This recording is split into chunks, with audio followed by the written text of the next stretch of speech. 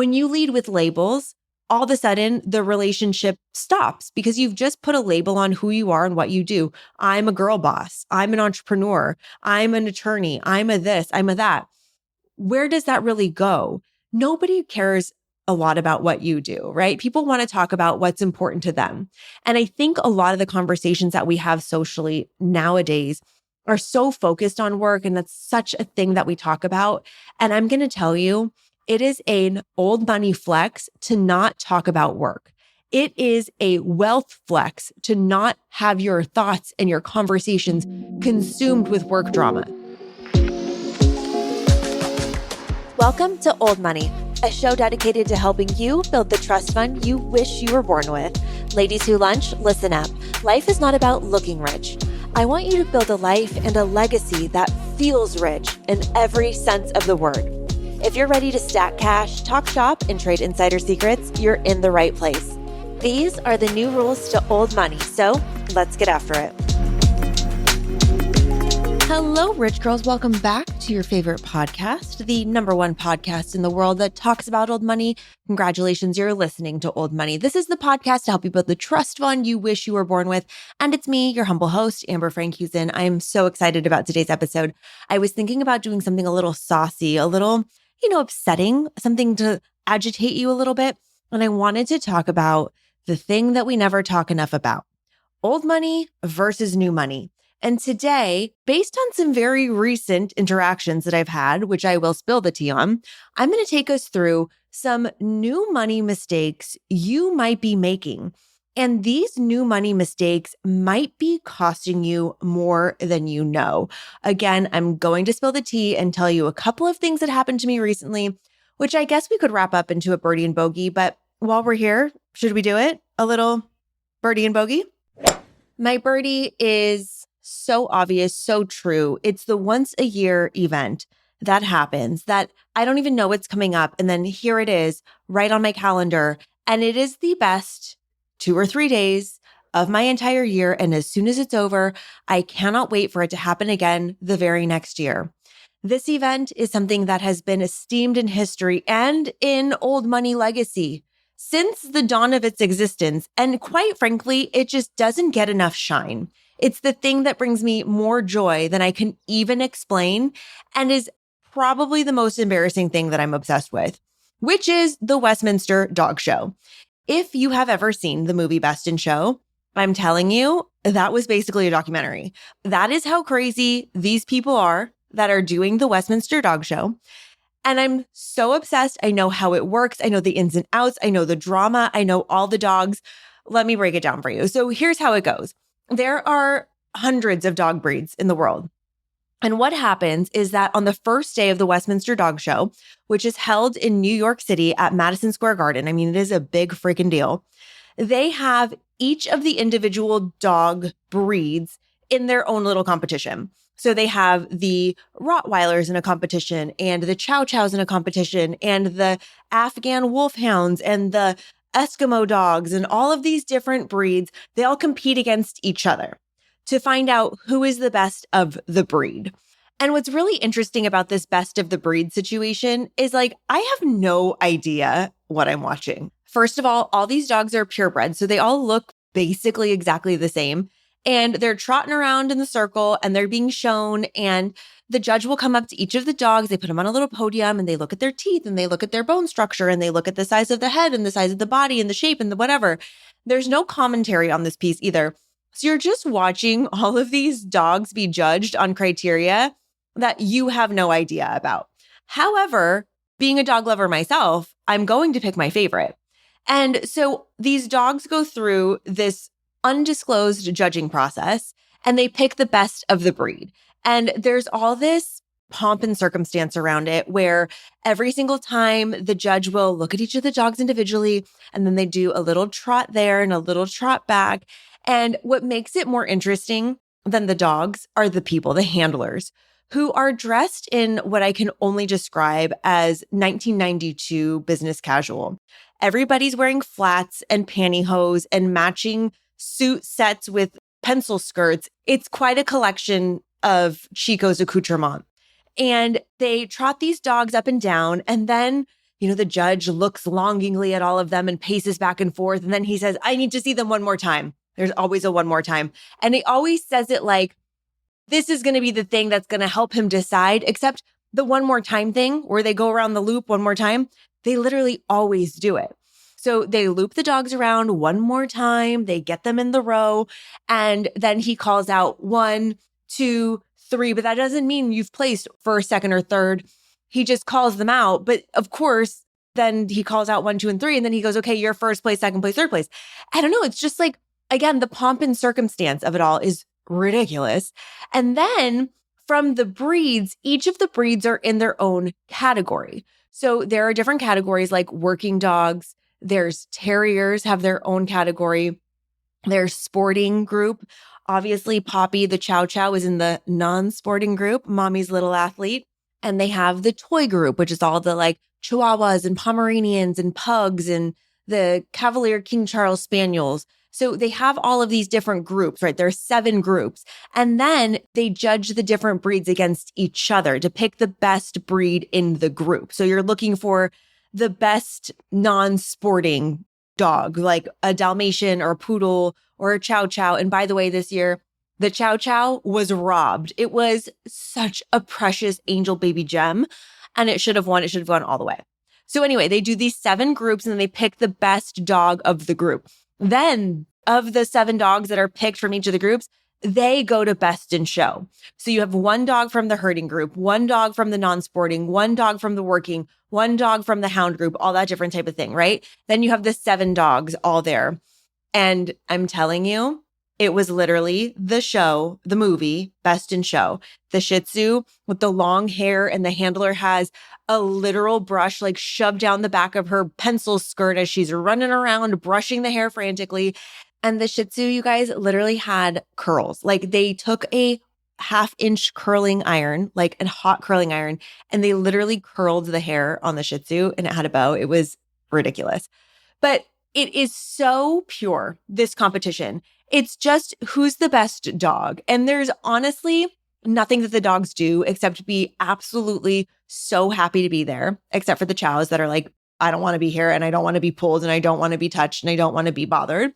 But it's so pure and it's so wonderful to watch. And it was so fun because all my friends who have dogs, everybody's dog you see on the screen. So I texted my neighbor, Anya, when the Lakeland Terrier was on. I was like, I'm rooting for Ollie's cousin. And then one of our attorneys, she has a Bull Terrier, and I texted her.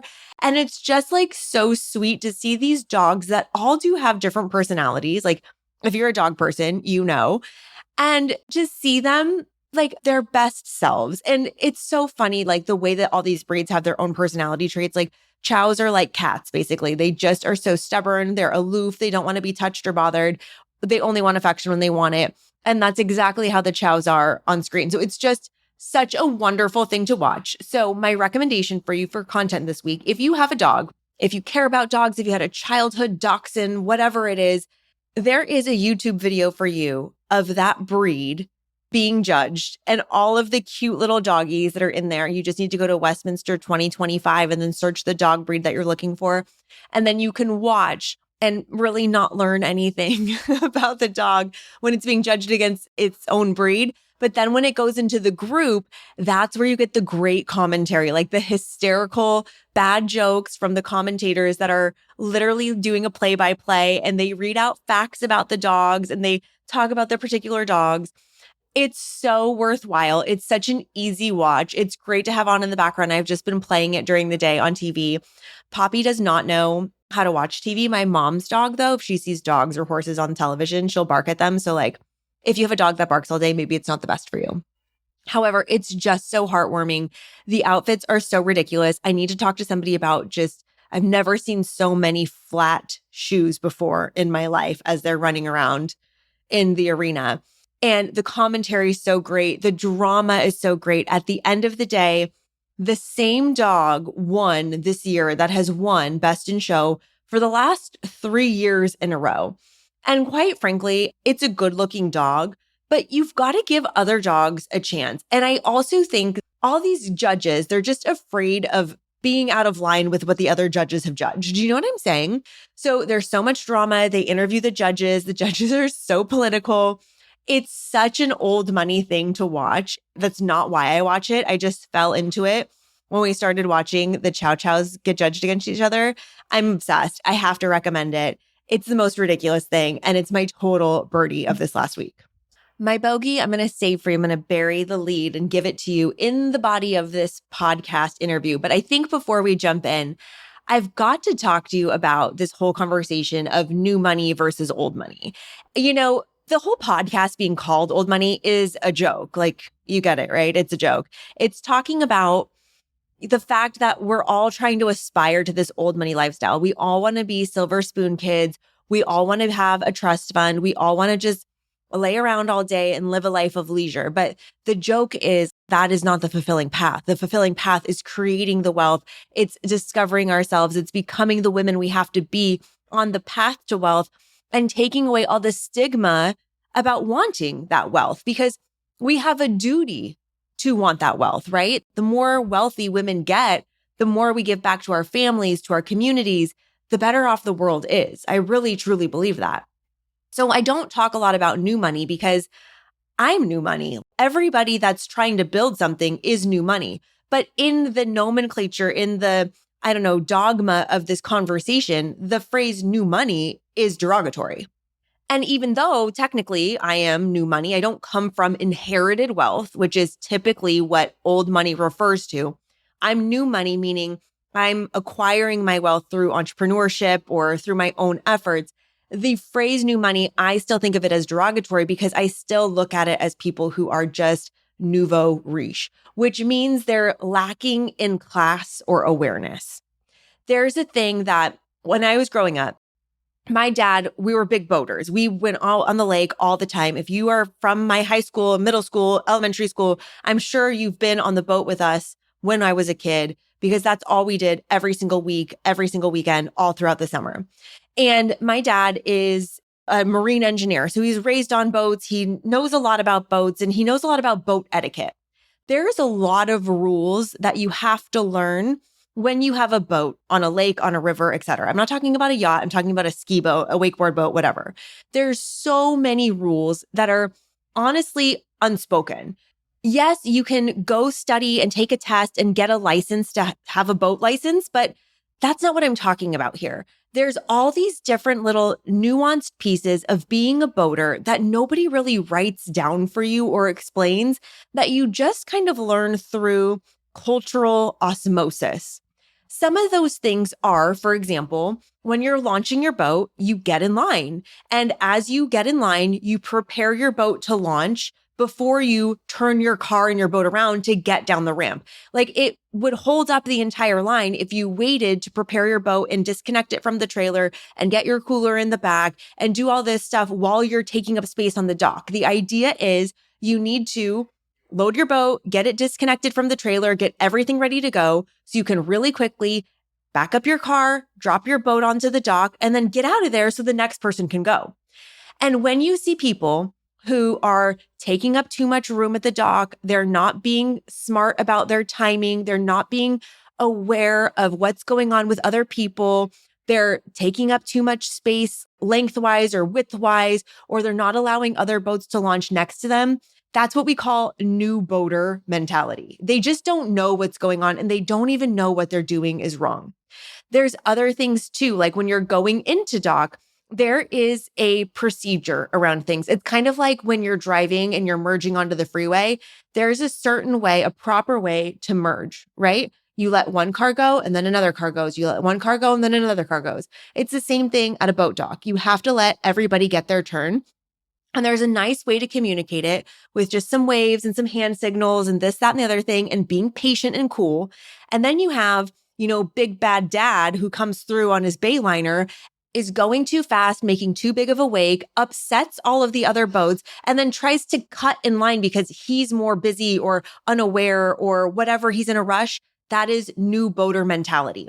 So growing up, even though we had nothing to do with old money, even culturally in my family, we had this new boater, old boater type of conversation where we would call out new boaters for their bad behavior. And basically what it boils down to is just being unaware of all of the cultural implications of how to properly exist in boating society. It's like its own little world when you're out there on the lake or the river or at the dock. And there is just some things that you have to know to do. I'll give you another example. If you are pulling a skier or you're pulling a tuber or anything else, you have somebody that's in the water. It's a law that you raise the flag to let other boaters know that that person's in the water, right? But if you are the other boat that's passing, it's customary to raise your hand and let the other boater know that has the person in the water, hello, I see your flag and I see your person in the water, so that they don't have to worry, does this boat even see my flag and my person in the water? You have to acknowledge each other. And it's little things like that that happen in our society all the time, where you can tell if somebody's a new boater or they're new money. It's all about these social cues and the consideration of others. So when I talk about new money mistakes that you might be making mistakes in business or society or just socially that are giving clues to other people that you do not know what is going on. In fact, you don't even know what you don't know. And that's why I'm here, so we can discuss it and make sure that you start to think about these different social cues. Now, again, when we talk about new money versus old money, typically old money means inherited wealth, meaning that your family's money is old. It's been in your family for many generations. New money alludes to it's new for your family to have money. Maybe you are the first generation to be wealthy. And another really good example that I could analogize this to is people who grew up playing sports versus people who learned later on in life. Especially these sports that are super nuanced in technique, like golf or tennis or horseback riding, polo. When you grow up playing golf, for example, and taking golf lessons when you're 4 years old, 7 years old, you build this muscle memory into your swing for technique so that when you pick up a club, as they say, it's just like riding a bike when you're 35, and you have this natural ease and elegance and know-how because you've built that muscle memory when you were so young. It's like ingrained in you versus somebody who's trying to show up to the links when they're 45 and they've never rotated their hips before and they look absolutely crazy. And you're like, okay, this person does not know what they're doing. Same thing with riding horses, right? There's a way to be with horses. There's not just like the way that you are on the saddle, but how you care for them, all of the ins and outs of managing a stable or having or owning a horse or caring for an animal of that size. There's so much cultural knowledge that goes along with it. And if you try to learn and be somebody that's getting into this when you're in your 30s or 40s, there's going to be a pretty steep learning curve versus if you grew up on a ranch or around stables or around horses. It's this ease, it's this know-how, it's this cultural knowledge that you don't even know that you have until you're somebody who doesn't have it. I see this, and this is the bogey, in the workplace a lot. This is one of the most important ways that I see this delineation between, I'm going to say old money, new money, but I really mean like, do you know what's going on? Do you have a sense of sophistication around business or do you not? Here's an example. I was interviewing somebody for a position that we ended up offering the position to. And I had a conversation with this person on a Thursday morning. I let them know that we had other candidates, so we would appreciate an answer within the next 48 hours. So an end of day Friday sounds pretty reasonable, right? So we get this person all the information. I don't hear from this person at all on Friday. And then I don't hear from this person at all on Monday. So it's now been 3 full business days until I get an email at 5:02 on Monday afternoon from this person with some questions. It's totally fine to have questions. I said, let's get on a call. I don't have anything available until Tuesday afternoon. So now we're at 4 full business days before we can even have this conversation. The first thing I say when I get on the call with this person is, so I didn't hear from you for 2 days. I was a little concerned and you didn't respond to any of my emails or outreach. And that person said, oh, yeah. I was on a trip. Immediately, I thought, oh no, this is not going to work because the person didn't acknowledge or take any accountability or even like a soft apology. Oh my gosh, I'm so sorry. Yes, I was busy traveling. I forgot to tell you that I was going to be out of town. There was no communication around that to me, nor was there any indication that that person recognized that they had an impact on me / our business / the other candidates that were waiting to hear back from us. It was just a statement of fact, not somebody who had any awareness of the fact that their behavior or actions impacted other people. Another example of this in business is I've also had people who we've given offers to. And let's say, for example, we talk about the salary in the interview. I'm just going to make up numbers here, but let me just say, just for round numbers, like, okay, this position, the entry level starting point for this position is $50,000. And then as we get into the conversations about salary, the person says, well, I would like to make $60,000. And here's the thing, my whole life, my passions outside of running my business are doing things like this, are mentoring young students, especially at San Diego State University. But when I am the hiring manager, I'm not here to coach you. If you're coming to me and I'm telling you that this is the role that we hire for at this rate and you want to make more, you have to come to the negotiation table with some value and tell me why you're worth it.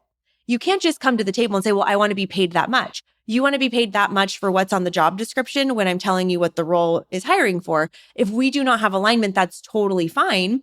But if you want to make more, by the way, I want to pay more. I want to hire people and grow with them and have them grow, but you have to demonstrate your value. Is this a new money, old money thing? No, it's just a new to the workplace thing, old to the workplace thing. As you get more sophisticated in your roles, in negotiating, you learn these things, but it's not my job as the hiring manager to coach people through that. If you come to me and you say, I want to make $60,000 when I tell you the role is paying $50,000 to start, and you don't tell me how you're going to add value to the business, then it's kind of a non-starter. Everything that you're looking to do in business has to be a win-win, right? So when I have these experiences of new money, old money, new boaters, old boaters, it's really just about a lack of cultural knowledge. It's nobody's fault. If you show up and somebody calls you new money, then you're probably making some faux pas or mistakes, or you're showing some side of yourself that is demonstrating to others, maybe this is their first time at this rodeo. Here's my big asterisk caveat thing.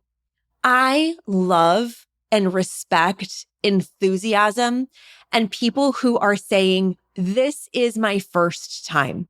I love, like, the first time I went to Vegas with Justin and had the best time ever. And I was like, this is my first time in Vegas. Or the first time we went on a really big vacation. Or the first time we went to Italy. I was like, this is the best place ever. Or the first time I had a speaking engagement that I was nervous about. I said, this is my first big speaking engagement. And I am so excited to share that with you.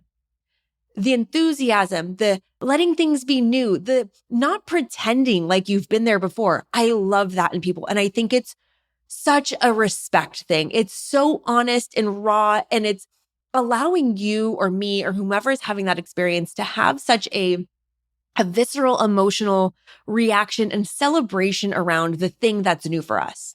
Here's where things go wrong. When you try to pretend like you've been there before and you put your foot in your mouth. When you try to act like, oh yeah, I've already done this, and then you say something where somebody who has done this is like, oh, they haven't done this before.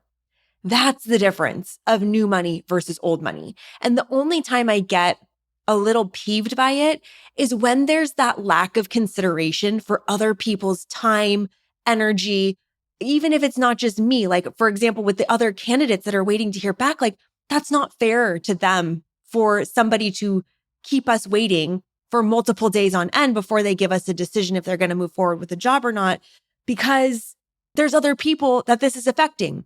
And if that's been communicated to you, you got to make sure you take responsibility for that. So when we talk about old money versus new money, this is not an East Coast versus West Coast. This is not a Europe versus the United States. This is about, do you know what's going on? And if you don't, do you have the social graces to navigate around that? Nobody's expecting you to know how everything in the world works, how to be in every social situation. So today, I want to talk about some of the most common new money mistakes that are telltale signs that you haven't been here before and how to avoid them. It has been a long time coming. You asked, I delivered. You guys, the merch store is finally open. It took such a long time to perfect these two products, but I felt like if we were going to tell people and brag about the fact that we're in the Old Money Country Club, we better get it right. So after doing an extensive vote on Instagram, thank you for everyone who participated, we have the most comfortable, coziest, warmest, thickest, most luxurious Old Money varsity sweatshirts. They come in two colors, maroon and forest green, have a huge, beautiful varsity Old Money logo right across the front so people know where you went to university. And they're oversized, so they're meant to be worn super loose, super comfortable. They're so warm, I can't get over it.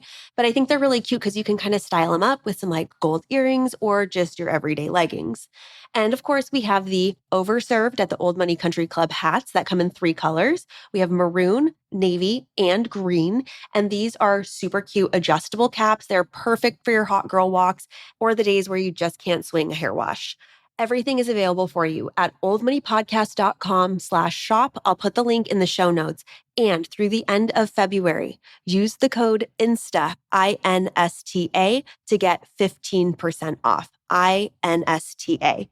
These are limited edition offerings. I'm not going to make these again. So once they're gone, they're gone. I'm already running low on some of the green sweatshirts. So if you've been waiting, don't wait because we're going to run out of different sizes. Again, it's oldmoneypodcast.com/shop. Use the code INSTA, INSTA, like Instagram, for 15% off. I love you guys so, so much and cannot wait to see you in your merch. Make sure you tag me at Old Money Podcast on Instagram so I can repost you. oldmoneypodcast.com/shop.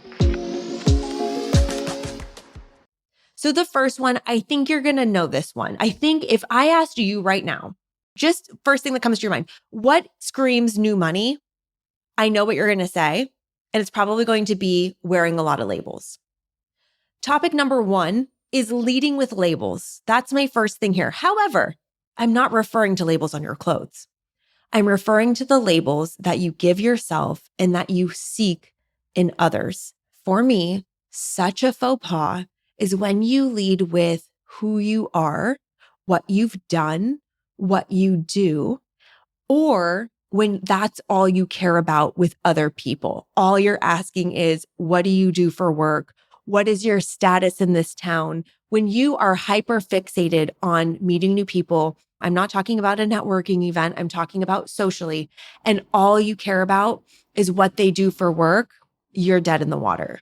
I talk a lot about dating as it relates to money, and this is so analogous. If you go on a first date and all you care about is what they do for work, you are not learning anything about this person, about their values, about what makes them excited to be alive, about what keeps them up at night, about what's important to them. And so in a social situation, when you're leading only with work conversation, you are building a very surface level relationship. Your relationship is about as deep as a puddle. It's not until you can get into asking people what they're excited about, where they've traveled, where they come from, their family of origin, where they grew up. You're looking for common ground on, and those are some of the easy things like where you're from, where you're going, but maybe common ground around values and pointing that out in people or reflecting back to them qualities that they would be honored that you noticed. If you ask somebody, what did you do this weekend? And they said, oh my gosh, we were up at a soccer tournament at 8:00 and then we had a basketball tournament at 9 and da. And you reflecting back to them, wow, you are such a dedicated parent. I'm really impressed with how you're able to manage all these schedules. And I'm sure your kids really appreciate that. That is a deepener. That, not a deepener like Julia told us in hypnosis, but a deepener in a relationship deepener. When you lead with labels, all of a sudden the relationship stops because you've just put a label on who you are and what you do. I'm a girl boss. I'm an entrepreneur. I'm an attorney. I'm a this, I'm a that. Where does that really go? Nobody cares a lot about what you do, right? People want to talk about what's important to them. And I think a lot of the conversations that we have socially nowadays are so focused on work. And that's such a thing that we talk about. And I'm going to tell you, it is an old money flex to not talk about work. It is a wealth flex to not have your thoughts and your conversations consumed with work drama. I do not have work drama anymore. I have challenges at work and problems that I need to solve, but drama, never.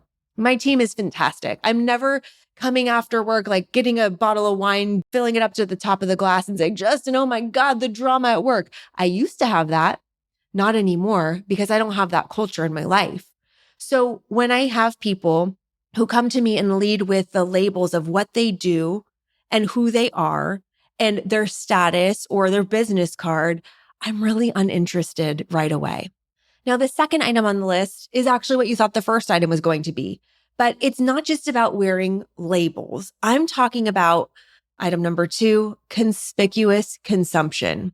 This is a telltale sign that you are new money, not old money. What does conspicuous consumption mean? Number 1, it means flashing what you buy online. I'm never going to understand people who post about their cars that they buy and their bags that they buy and the jewelry that they buy and just putting it on as a social media post to show somebody else that they bought something. That is a security risk. I cannot emphasize this enough. Remember, I've worked in social media professionally now for 7 years, and I know many people, very high profile influencers, who have been robbed in the middle of the day because they have been posting about all of their belongings online, showing them in their closets, in their homes, etc. I think one of the worst examples of this was Morgan Stewart McGraw, who needed to come on and say something during the LA fires to her Instagram. And in the middle of people losing everything that they owned in the Palisades or in Altadena, she was sitting in front of a wall of Birkins talking about how tragic it was that people lost everything. It is that type of tone deafness, that conspicuous consumption, the flexing, the hauls, the look at the thing that I just bought. Let me post about it on social media. It screams new money and it screams déclassé. There is nothing that an old money person values more than their privacy. Because an old money person or somebody with an old money mindset does not even spend, listen to that word, spend 1 minute of their time considering about how they're being perceived. True wealth is being free from the shackles of caring about what other people think of you. Let me say that again. People with an old money mindset do not spend 1 second of their energy, of their time, of their thoughts worrying about how they're perceived. They are busy building, earning, investing, enjoying. They are not worried about how you perceive them. So that's why we don't see a lot of people that are old money going online and posting about all the bags that they have and posting about all the jewelry that they're collecting. They know that privacy is of the utmost importance, not only for their safety, but because it is just so tacky to be bragging about what it is you have. Because it goes back to the first thing. If you are leading with what you have, you are not telling people who you are.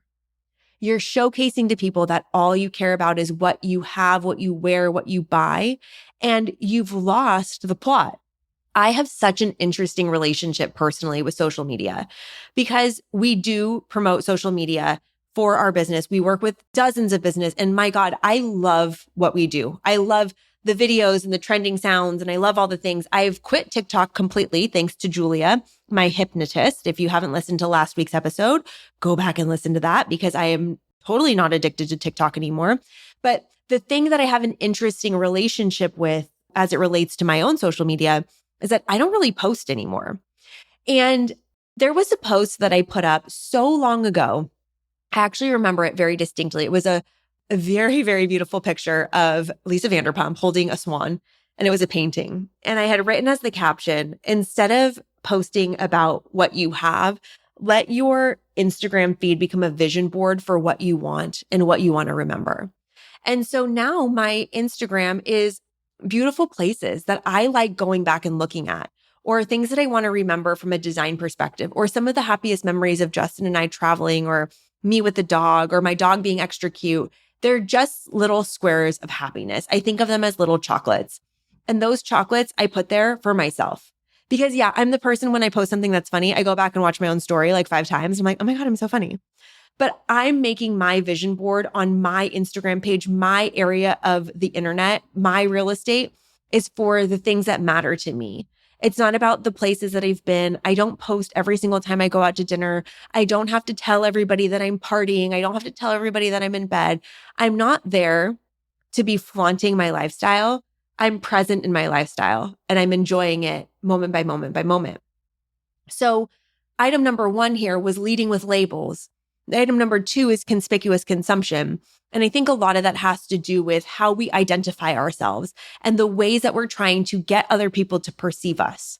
When you can put that down, when you can put that burden down of wondering and worrying about how other people are going to perceive you online or in real life, you're free. That is absolutely financially free. And if you think about old money stereotypically, my gosh, they don't care. They're living their lives. They're wearing their old clothes, driving their old Volvos. They don't care about what you think. They know what's good for them. So for me, this new money mentality and this energy to always catch up and to do a photo shoot in front of the G-Wagon and always have the new clothes and the labels, it's screaming like I need to be perceived a certain way.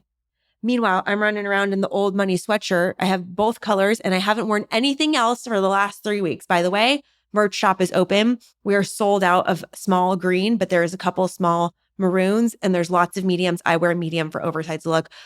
That's the one plug. Anyway, conspicuous consumption for me, it really, really screams, I don't know what my values are. I don't know who I am. And I'm trying to control everybody else's perception of me. This next one, item number 3, this one's a little spicy. This one's a little, maybe, I don't know, maybe you think this isn't appropriate, but I think it's very accurate. Item number 3, that is a new money mistake, is not understanding social hierarchy. I think about this every single day. You know, I'm obsessed with my dog. Dogs live in packs.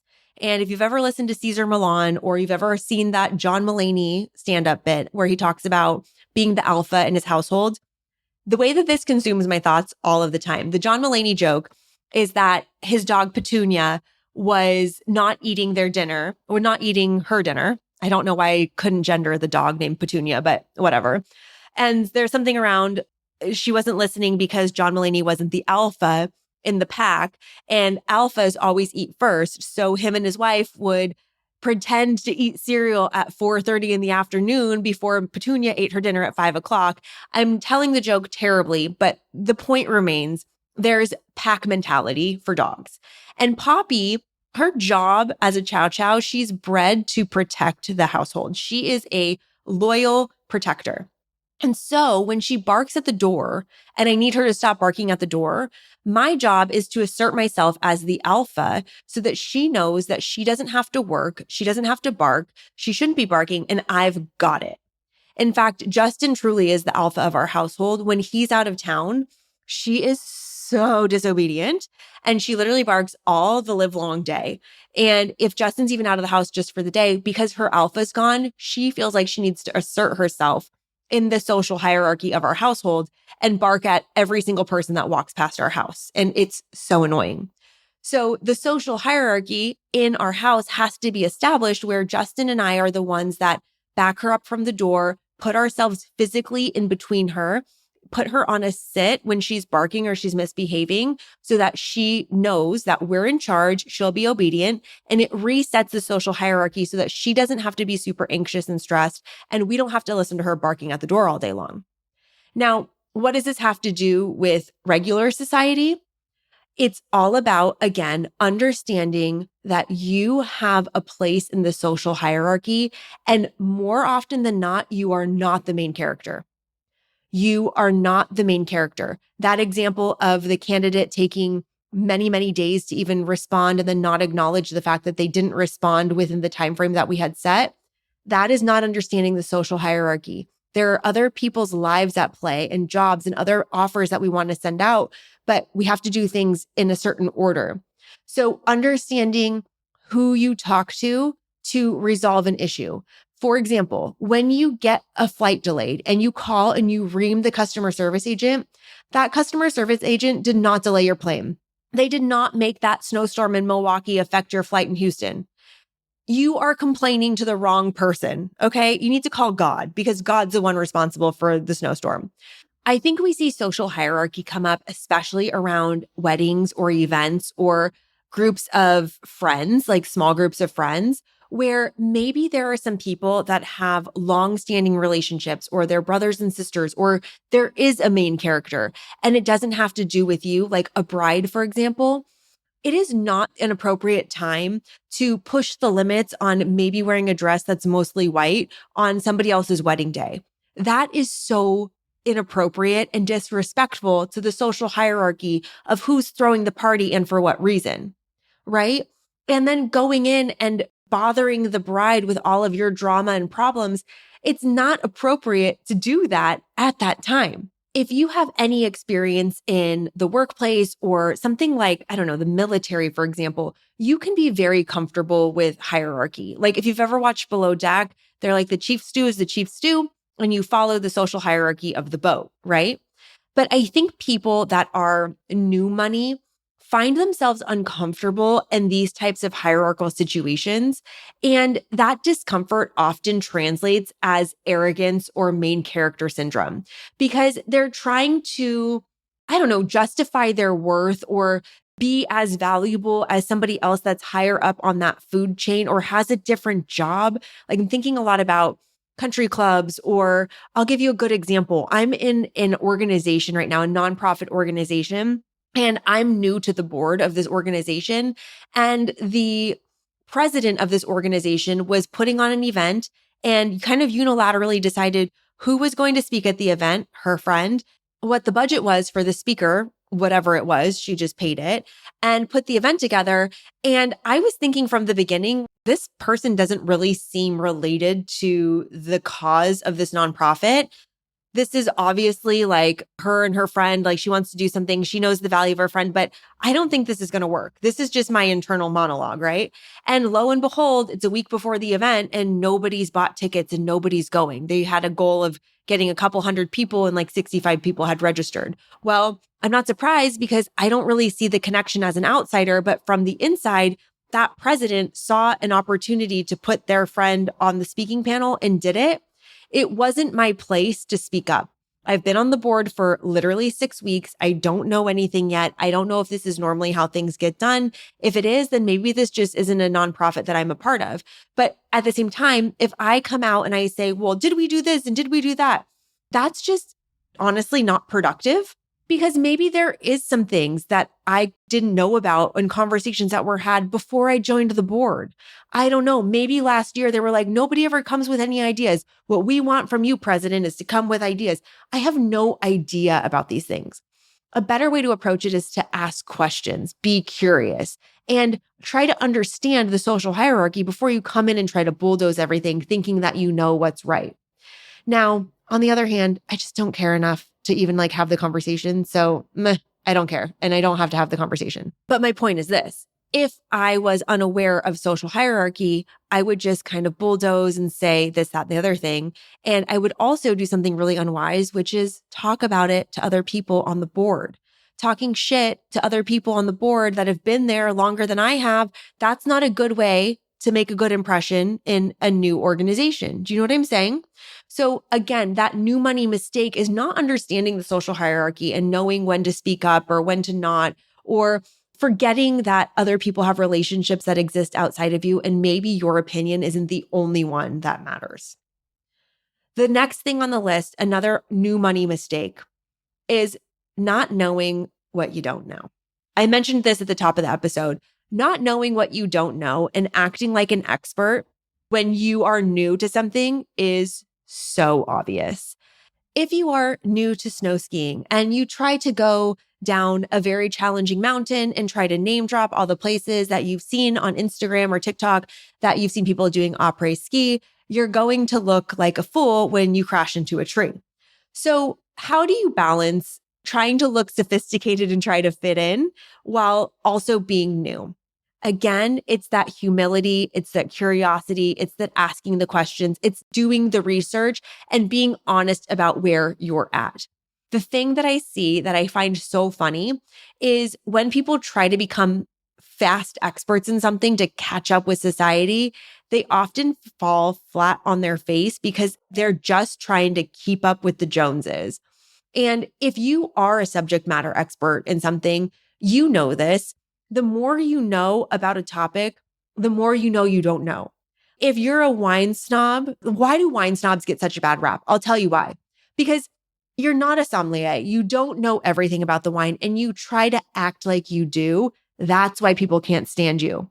But if you have I've had this wine, I really liked it because of X, Y, and Z, you can have a neutral or objective evaluation of the wine or give some information about it.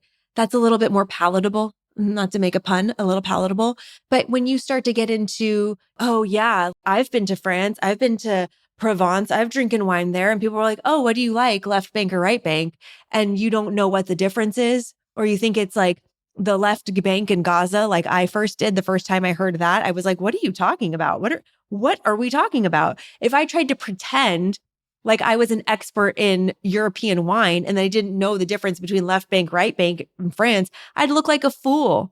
And that would be something that would burn my credibility with somebody really quickly. But I can say, I love wine. I normally like to drink it. I'm pretty much like everything. I don't know, but I'm also interested in learning about it. And then you can come with that kind of curiosity or humility as opposed to being an expert. Or maybe fashion is a thing that you care a lot about. And if you are just into fashion, you're trying to pull a Mark Zuckerberg and all of a sudden wear all of this like a Miri, like a $750 t-shirt, when before he was just wearing a black hoodie every single day. Now he's trying to make a fashion statement. And it's kind of like, well, Mark, what are you doing? I think you're also following a trend again because Amiri is known for putting all these Latin quotes all over their shirts and they're all about streetwear. And it kind of feels like he's following that trend of trying to be a streetwear trendsetter, just the same way he followed the trend the first time of being just like Steve Jobs and having a uniform every single day. And now he's a fashion icon. He really cares about fashion. Why don't you just stick to what you know, Mark? And instead of trying to make a statement about it all the time and do partnerships with all of these fashion houses, maybe you can stop giving statements about how important it is to you and start focusing on, I don't know, building a better business suite for Meta. The fashion thing is so interesting to me because there's so much layer and history and art there, right? Like if you really know fashion, you know that fashion is art and there's different creative directors and designers and eras. And the Tom Ford era of Gucci means something very, very distinct and different than 1960s Jackie Gucci handbag means something very different when you're talking about New Celine or Old Celine or Phoebe Philo or Tamara Mellon or all these different people, and knowing the culture and the players and all of the things, there's a lot to it that even like, I don't know. I love fashion. I've been reading about it and trying to learn about it, but I would never in a million years try to call myself a fashion girly. Do you know what I mean? So I think there's a way that you can have an appreciation and an interest in a topic without acting like you're a subject matter expert. Because when you do that, you try to dominate and control the conversation, be the smartest person in the room. It screams new money. The next item on the list, new money mistakes, is lifestyle and ego inflation. I see this a lot when people come into money and they do well, even if it's not a huge life-changing amount of money, even if they just get a raise at work, they get a new title, their ego and their lifestyle inflates so that it's so big it can't even fit in the room. You know the person, you've worked with the person that got the promotion, and all of a sudden, you don't know this person anymore. They used to be your colleague. You used to get coffee. Now this person is a drill sergeant. They are barking orders at you, and they are acting as if they are a corporate, I don't know what, like machine. They lose all personality and relevance because they are now in a different role and they feel like they need to act as if they're in that different role. That person immediately loses credibility with the entire team, right? You have to continue to be human. And this whole like ego inflation thing when people come into money, there's a lot of this, do you know who I am? Or do you know who I know? Or can I flex on the places that I've been? You've been to the Oscars. Congratulations. You might have been a seat filler. I have no idea. And so when you throw things around in that way, you really give this overinflated ego that nobody really wants to deal with. On top of that, when you start to flex all this lifestyle inflation, when people immediately like upgrade their houses and their cars and their vacations, they are doing it without considering the long-term approach. And that screams new money. So all of a sudden, you have this huge lifestyle and this huge ego. And the fastest thing that can happen to you is somebody can pop your bubble. And then it all deflates. And then you look like a fool. And you've alienated a lot of people around you by flexing, by doing this conspicuous consumption, by having this huge ego. And all of a sudden, you're morally bankrupt. Or as Camille Grammer likes to put it, the morally corrupt Faye Resnick. You don't want to do that, right? And so when you have this whole, do you know who I am? And this ego inflation issue, I hate to see it in a customer service setting for one thing, but I think one of the things that's really, I don't know, a telltale sign of somebody who has a calm financial nervous system, an old money mentality, so to speak, is that they know that they don't have to throw around who they are, what they have, or who they know, or what they're associated with to solve problems. Old money people are more creative than that. Most of the time, they just know putting some money towards it can solve an issue. Money is a salve, not a solve, but it can make a lot of things more comfortable, whether it's a bad experience with a doctor, get a private doctor. Bad experience with travel, fly private. If it's, I don't know, annoying neighbors, you move or you buy their lot and you tear their house down. You can always solve a problem. If you are up and coming and you don't have unlimited funds to solve your problems, you have to be a little bit more creative.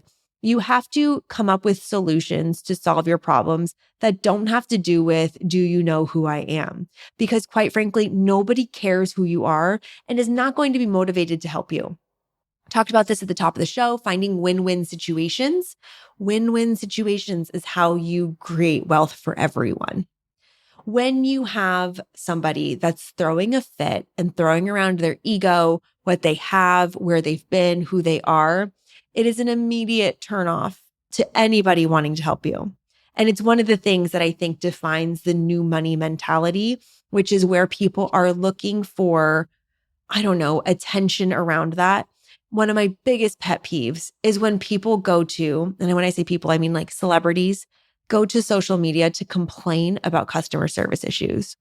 Jessica Chastain recently went on her Twitter to complain about JetBlue not crediting her back for flights that were canceled. Jessica Chastain, you've won an Oscar. You can handle it. Take your complaint somewhere else. Like you looking for attention on social media for customer service. Ew, ew, ew, ew, ew, ew. When you have earned status because you're generous with people and you're calm and you're rational and you know that you're not complaining to the wrong person, I think that this all goes out the window and you can really calmly solve problems by talking to the right person instead of going and seeking attention on social media.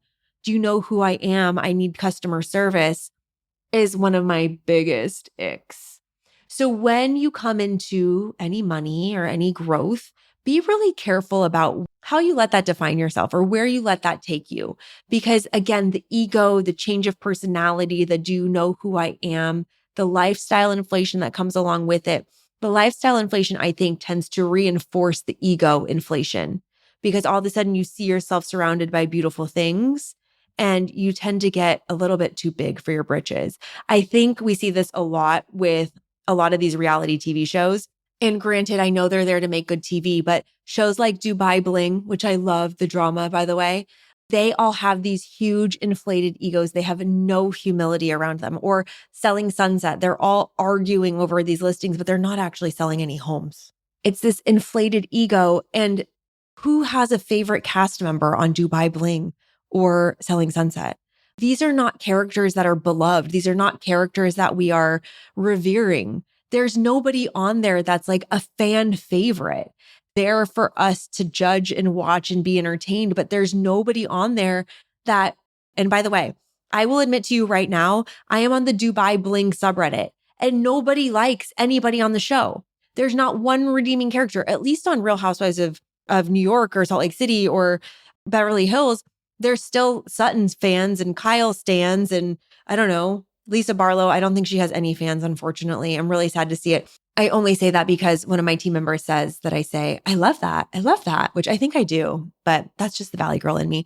But at the same time, like, she doesn't really have any major fans because she's just all about ego. Do you know who I am? Look at my businesses. Look at what I've built. She doesn't really have anything that grounds her down into these real life conversations. Remember the first one we talked about, which is not leading with labels of I'm a girl boss, I own a tequila company. It's like, who are you? What do you value? What's important to you? I guess her family and her boys, but she monetizes that too. So that's kind of crazy. The next thing on the list, it's a two-parter. It goes hand in hand, but new money people are always wondering about the cost, not the value. And that is the short-sightedness of not thinking long-term. I think this also goes hand in hand with generosity. I love when I see people that are using their powers for good, so to speak.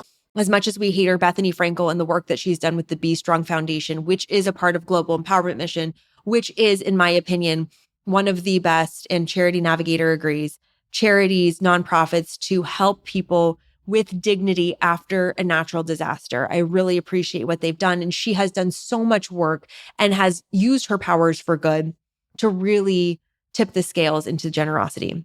But when people are focusing more about cost first instead of value, it really is short-sighted and it really shows that they don't think long-term. And people that are new to handling money are often thinking about what's going out, what's coming in.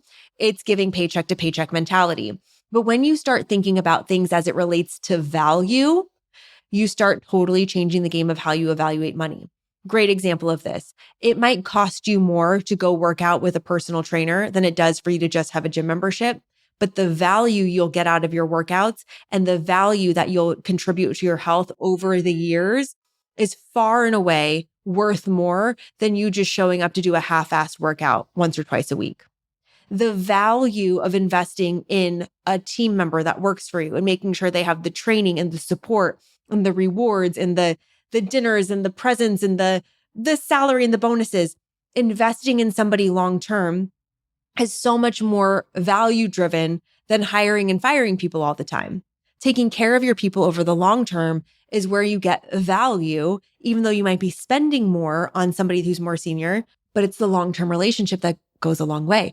And this whole generosity thing too, old money people typically have a reputation of penny pinching, but they do have a reputation of being really good to their team and their staff and making sure that people are well taken care of.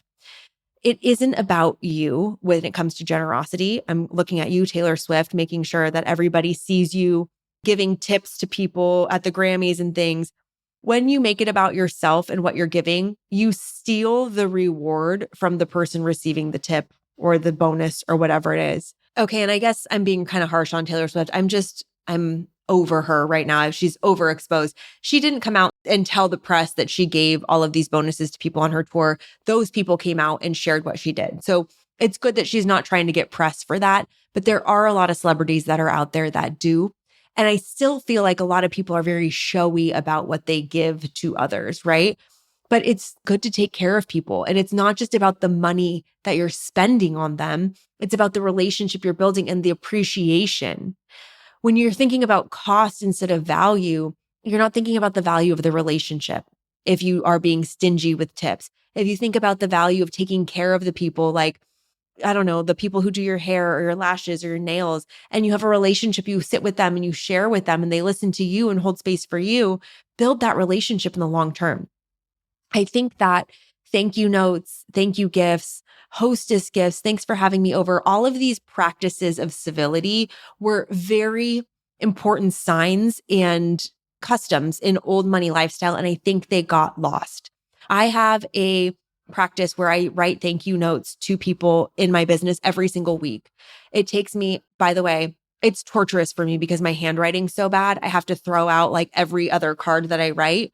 But I think that new money people don't slow down to think about the long-term value, the gratitude, the graciousness that they could offer to others that support them in their journeys. So this whole thinking about cost over value, think about the value of relationships, think about the value long-term, think about the value of your time, think about all the ways that you get help. I need so much help in my life. I do. To run my businesses and to do all the things that I'm doing, I need so much help. I can't do it alone. And so it's a big focus of mine to make sure that I keep those people and those relationships really healthy and really good. And I'm making sure that I'm telling them, not just spending money on them, but telling them how much I appreciate them. Because for me, the value of the relationship means more than anything at all. The last thing on the list here, new money mistakes that I see being made, is keeping the same money mindset when you come into money. I'm really excited for you to hear from an upcoming guest that we have. Her name is Kara. She is a sudden wealth coach. She helps people deal emotionally with the challenges that come up when you come into a windfall, like winning the lottery or having an inheritance or an exit opportunity from a business. When you have new amounts of money, it requires new financial habits.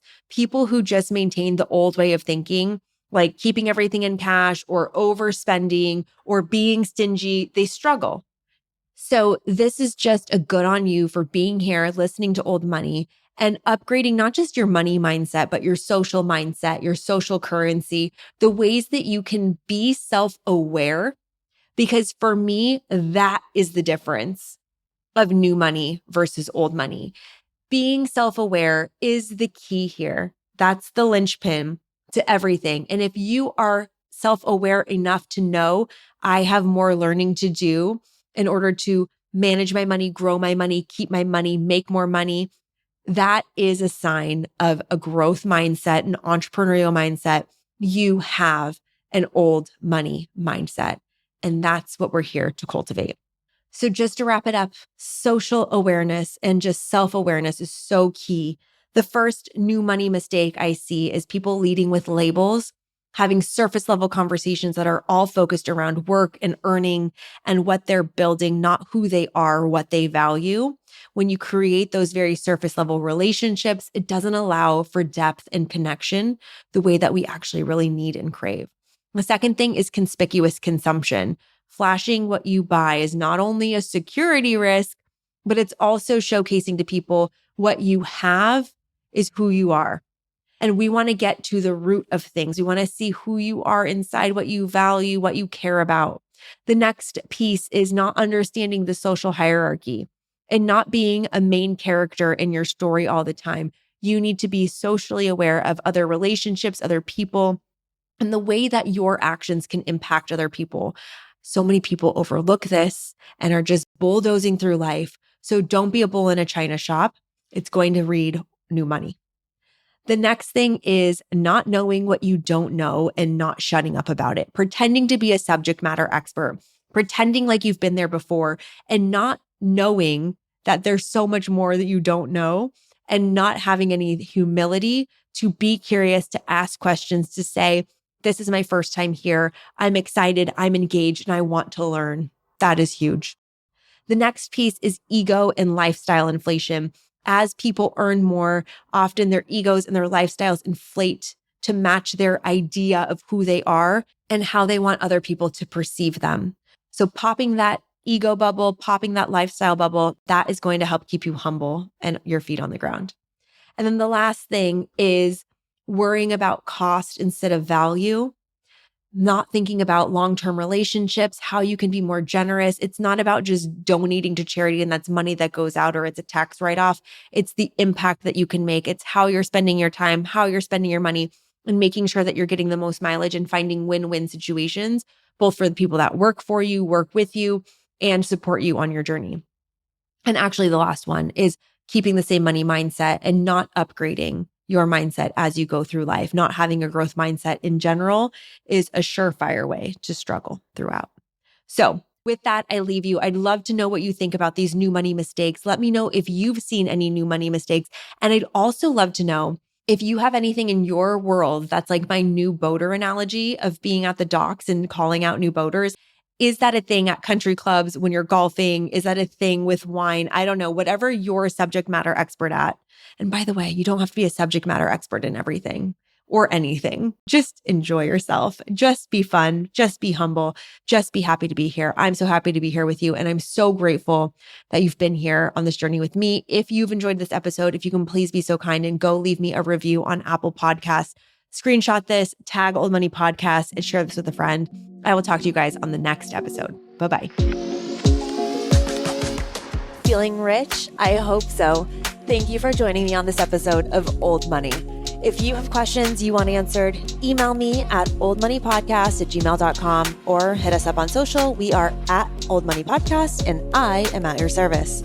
If this episode spoke to you, inspired you, helped you, if you took a single note, it would mean the world to me if you could please just take a minute to rate and review the podcast.